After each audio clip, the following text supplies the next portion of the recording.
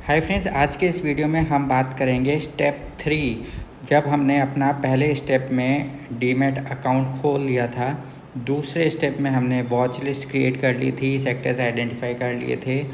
अब तीसरा स्टेप क्या है स्टॉक मार्केट की हमारी जर्नी शुरू करने का। तो इस वीडियो में हम हाउ टू स्टॉक में सीखेंगे स्टेप 3 कि हमें पहली इन्वेस्टमेंट अब जब हमारे पास पैसा होगा तो वो कैसे हमें स्टॉक मार्केट में पहली बार लगाना है। तो उसके लिए जो फर्स्ट इंस्टॉलमेंट है, ये जो फर्स्ट इंस्टॉलमेंट है, इसको अगर हम एक एग्ज़ाम्पल से समझते हैं कि हमारे पास 1000 रुपये है, तो 1000 रुपये ये हमारे पास कैसे आए, यानी कि ये हमारे पास ये अर्निंग्स होनी चाहिए हमारी। ये हमें किसी से उधार नहीं लेना है, यानी कि हमें कोई भी लोन नहीं लेना है।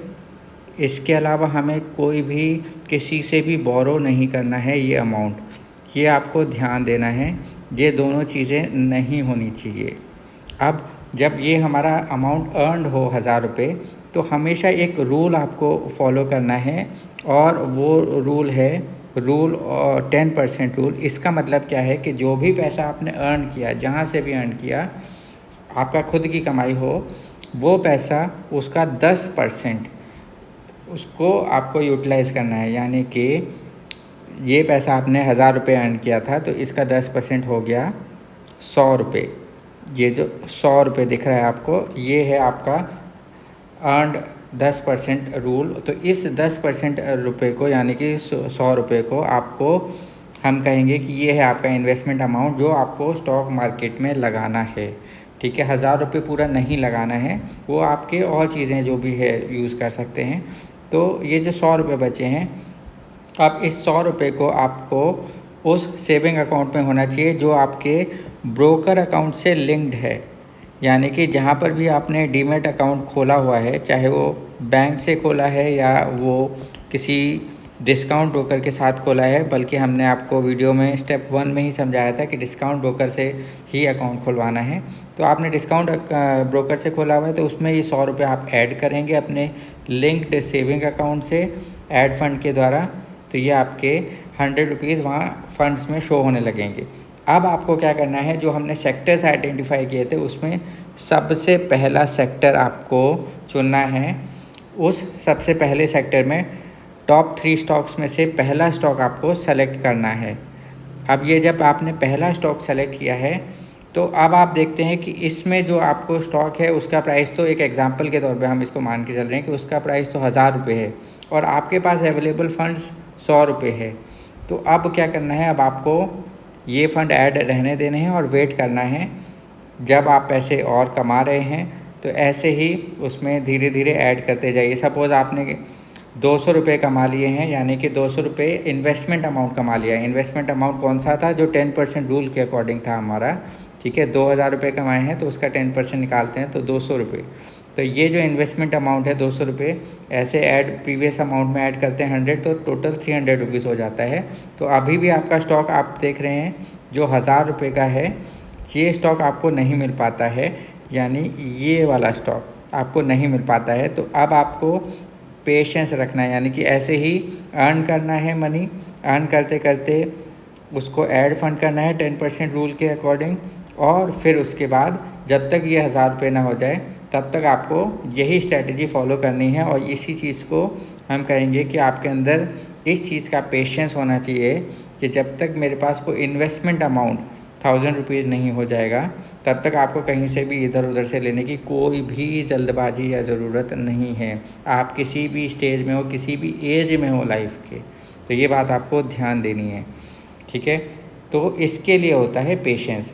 अब यही जो पेशेंस है ना, आपको लाइफ में स्टॉक मार्केट में सक्सेस दिलाता है। अगर आपके अंदर यही पेशेंस नहीं होगा तो, और आप सोचते हैं कि मैं स्टॉक मार्केट में सक्सेसफुल हो जाऊंगा, तो ऐसा बिल्कुल भी नहीं होगा। हमेशा स्टॉक मार्केट में सक्सेसफुल वही लोग हैं जिनके अंदर पेशेंस है। और पेशेंस किसके अंदर हो सकता है, जिसने वो पैसा लगाया हो जो बिल्कुल मिनिमल हो, जिसकी उसको रिक्वायरमेंट ना हो और वो थोड़ा सा इन्वेस्ट कर पाया हो। तो 10% रूल के हिसाब से उतना पैसा आराम से इन्वेस्ट किया जा सकता है। अब इससे क्या फ़ायदा होगा, इस पेशेंस से ही आप एक लॉन्ग टर्म इन्वेस्टर बन पाएंगे आराम से। अब तीसरा बेनिफिट क्या मिल पाएगा कि इसी पेशेंस की वजह से आपको स्टॉक्स में कंपाउंडिंग का बेनिफिट मिल सकता है।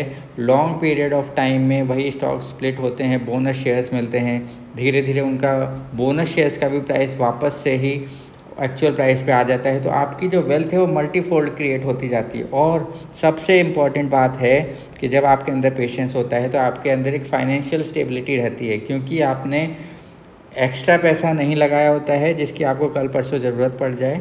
तो आप ऑटोमेटिकली फाइनेंशियली स्टेबल रहते हैं, आपको कोई घबराने की बात नहीं होती, क्योंकि आपने बिल्कुल मिनिमल अमाउंट ऐड किए होते हैं फंड में और वो ही पैसा आप स्टॉक्स की बाइंग में लगाते हैं।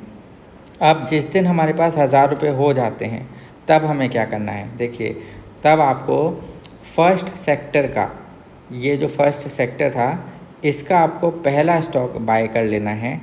अब ऐसे ही आप धीरे धीरे फंड्स ऐड करते जाएं और फिर सेकंड स्टॉक बाय करें और फिर इसी सेक्टर का आप थर्ड स्टॉक बाय कर सकते हैं। ये आपको 10% रूल फॉलो करते करते ही करते जाना है। तो इसमें टाइम लगेगा, देखिए शुरू में टाइम लगेगा, लेकिन जब आपको आदत हो जाएगी तो एक आपकी अच्छी हैबिट बन जाएगी।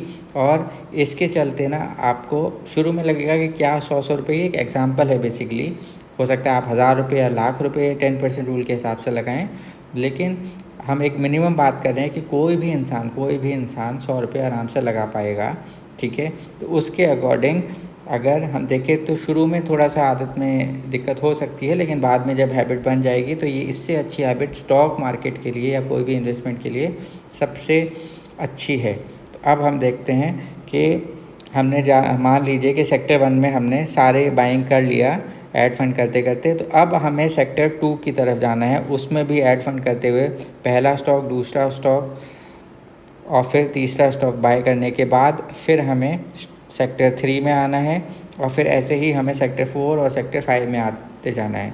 तो अब हमें क्या फ़ायदा मिला, हमारे पास डिफरेंट कैटेगरी के स्टॉक्स हो गए। मतलब हमारे पास अगर हम एग्जांपल दें कि पहला सेक्टर में हमारे बैंकिंग था तो हमारे पास बैंकिंग सेक्टर्स के भी स्टॉक हो गए, हमारे पास आईटी सेक्टर्स के भी स्टॉक हो गए, हमारे पास फार्मा सेक्टर्स के भी स्टॉक हो गए। तो ऐसे करके जो भी हमने सेक्टर्स अपने लिए चुने थे उन सब के हमारे पास स्टॉक्स आ गए हैं। तो अब इस चीज़ को बोला जाता है डाइवर्सिफिकेशन, मतलब कि आपने स्टॉक मार्केट के अंदर ही एक स्टॉक में पैसा ना लगा के आपने डिफरेंट सेक्टर्स के अंदर, डिफरेंट स्टॉक्स के अंदर पैसा लगाया है जो आपने खुद से सेलेक्ट किए थे आफ्टर आपने जो स्टेप फॉलो किए थे कि कैसे उनको स्टॉक्स को सेलेक्ट किया जाता है।